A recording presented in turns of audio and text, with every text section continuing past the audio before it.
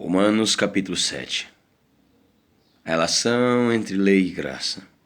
Caros irmãos, falo convosco como conhecedores da lei. Acaso não sabeis que a lei tem autoridade sobre uma pessoa apenas enquanto ela vive? Nota de rodapé 1. Paulo tem em mente tanto a lei mosaica quanto a lei divina, no seu sentido mais universal e aplicações gerais. Assim, também quanto ao homem. Paulo não se limita a uma análise simplista do crente e do não convertido, mas vai além e investiga a complexidade do ser humano quanto à sua tendência natural para o mal. Um ser humano sempre se sentiu atraído pelo proibido, enquanto sua consciência íntima aponta para o bem e a verdade, como se a alma humana, embora nesse mundo, tivesse saudades da casa paterna, mas vontade de ceder à cobiça da carne todas as ambições de prazer e glória. Por exemplo, pela lei a mulher casada está ligada ao marido enquanto ele vive, mas se ele morrer, está livre da lei do casamento. Por isso, se ela se casar com outro homem, enquanto seu marido ainda estiver vivo, será considerada adúltera. Mas se o marido morrer, ela estará livre daquela lei, e mesmo que venha a se casar com outro homem, não estará adulterando. Nota de rodapé 2. No capítulo 6, Paulo faz uma analogia do compromisso que há entre o escravo e seu senhor dono. Em Romanos 7, do versículo 1 ao 6. A ilustração utilizada é a do compromisso, aliança, contrato, celebrado no casamento. Paulo demonstra que a liberdade da lei é a mesma que uma esposa tem em relação ao seu marido. A relação é de simples entendimento, assim como a morte do marido dissolve o vínculo formal entre o marido e a esposa. A morte do crente quebra o jugo da lei. O cristão está, portanto, livre do domínio do pecado para unir-se a Cristo, que jamais morrerá novamente, o que significa que essa nova união não terá fim. Romanos 6, versículo 9, Romanos 7, versículo 4. Assim também vós, meus irmãos, morrestes quanto à lei mediante o corpo de Cristo, para pertencerdes a outro, aquele que ressuscitou dentre os mortos, a fim de que frutifiqueis para Deus. Pois enquanto éramos dominados pela natureza pecaminosa, as paixões dos pecados, instigadas pela própria lei, agiam livremente em nosso corpo, de maneira que dávamos frutos para a morte. Mas agora fomos libertos da lei, havendo morrido para aquilo que nos aprisionava, para servirmos de acordo com a nova ministração do Espírito, e não conforme a velha forma da lei escrita. Nota de rodapé 3. A antítese entre o Espírito e a simples letra escrita aponta para o novo tempo, aquele em que a nova aliança de Jeremias se realiza, Jeremias 31, 31. A letra transmite o sentido de guardar tudo o que a lei determina no seu aspecto exterior, cumprir o que está escrito sem maiores reflexões ou interpretações subjetivas, à base da força de vontade e da capacidade moral dos homens. O Espírito refere-se às novas relações e forças produzidas em Cristo pelo Espírito Santo. A lei condena, Jesus liberta. Portanto, que concluiremos? A lei é pecado? De forma alguma. De fato, eu não teria como saber o que é pecado, a não ser por intermédio da lei. Porquanto, na realidade, eu não haveria conhecido a cobiça se a primeira lei não tivesse dito, não cobiçarás. Mas o pecado, aproveitando-se da ocasião dada pelo mandamento, provocou em mim todo tipo de cobiça, porque onde não há lei, o pecado está morto.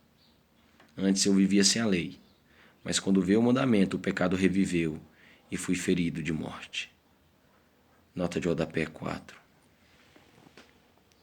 Paulo faz uma análise da sua própria experiência de vida, ao mesmo tempo em que considera a existência de todos os homens, a partir do seu conhecimento atual da graça divina em Cristo Jesus.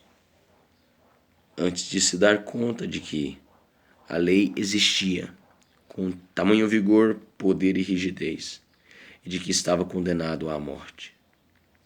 O menino Paulo vivia alegre e em paz com a chegada do seu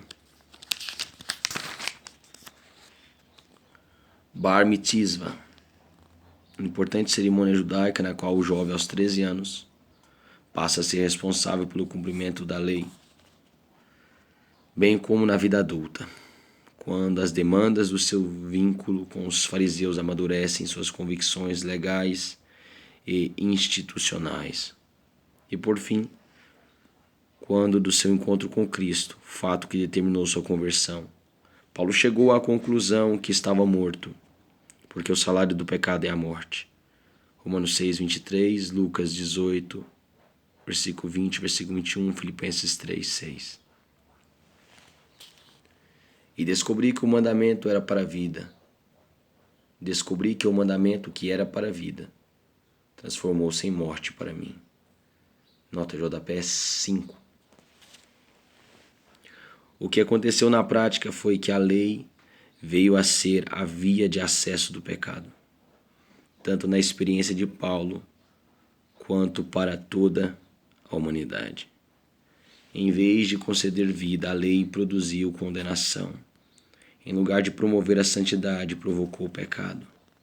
Todavia, a responsabilidade pelo pecado não está na lei, uma vez que ela foi criada por Deus para ajudar os seres humanos a ordenar suas prioridades, identificar o certo do errado, o bem do mal, e a viver em paz e fraternidade uns com os outros. Portanto, a lei é santa, justa e boa. Nota de rodapé 12. Porquanto o pecado, valendo-se do mandamento, iludiu-me, e por meio dele me matou. De maneira que a lei é santa, e o mandamento santo, justo e bom. Portanto, isso significa que o que era bom tornou-se morte para mim? De forma alguma. Mas o pecado, para que se revelasse como pecado, produziu em mim a morte por intermédio do que era bom, a fim de que, por meio do mandamento, o pecado se demonstrasse extremamente maligno. Nota de rodapé 6.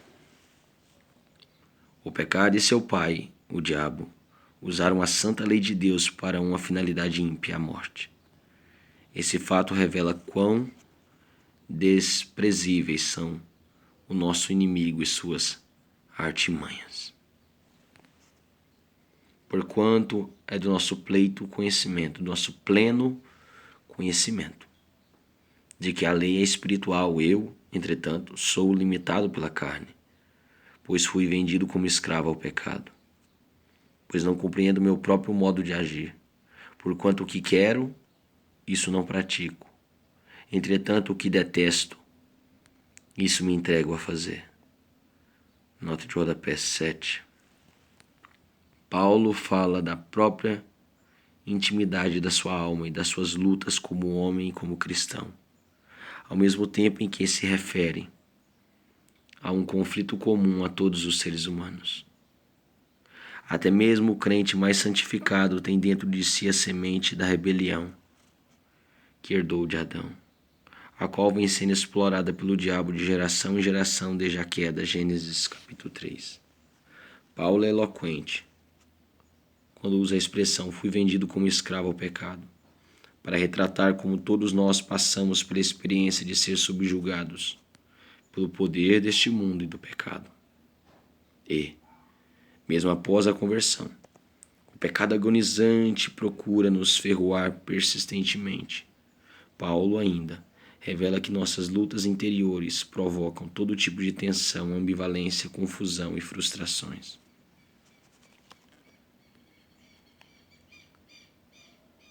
Pois não compreendo o meu próprio modo de agir, Porquanto o que quero, isso não pratico. Entretanto, o que detesto, isso me entrego a fazer.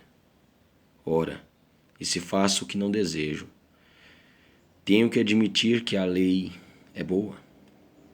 Nesse sentido, não sou mais eu quem determina o meu agir, mas sim o pecado que habita em mim. Porque sei que na minha pessoa, isto é, na minha carne, não reside bem algum. Porquanto desejar o bem está presente em meu coração, contudo não consigo realizá-lo. Nota de rodapé 8. Paulo faz uma humilde e honesta declaração em relação à tenacidade do pecado em tentar controlar a vida dos crentes. Nota de rodapé 17. No versículo 18, ele se refere ao estado caído do ser humano, como denota a parte inicial da frase. Evidentemente, ele não está dizendo que não pode haver a mínima bondade prática nos cristãos.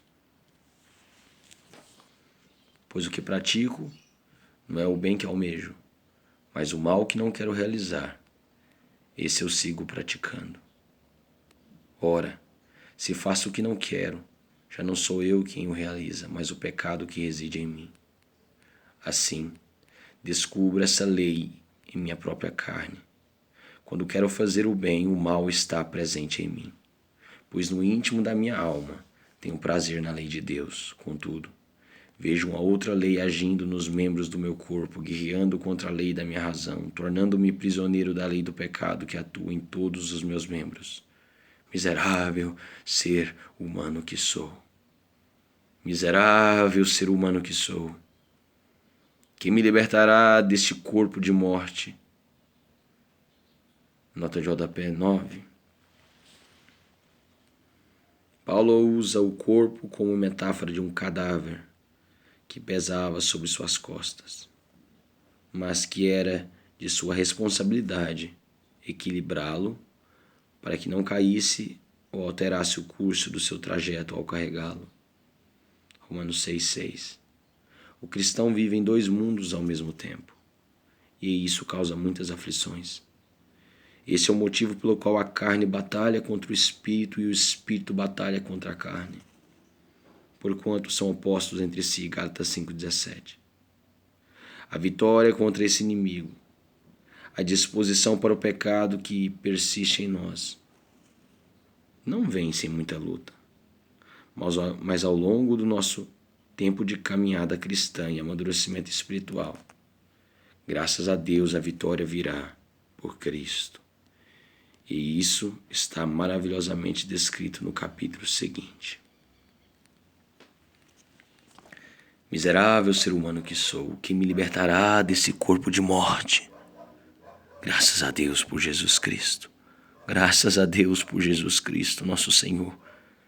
De modo que eu mesmo, com razão, sirvo a lei de Deus, mas com a carne, a lei do pecado.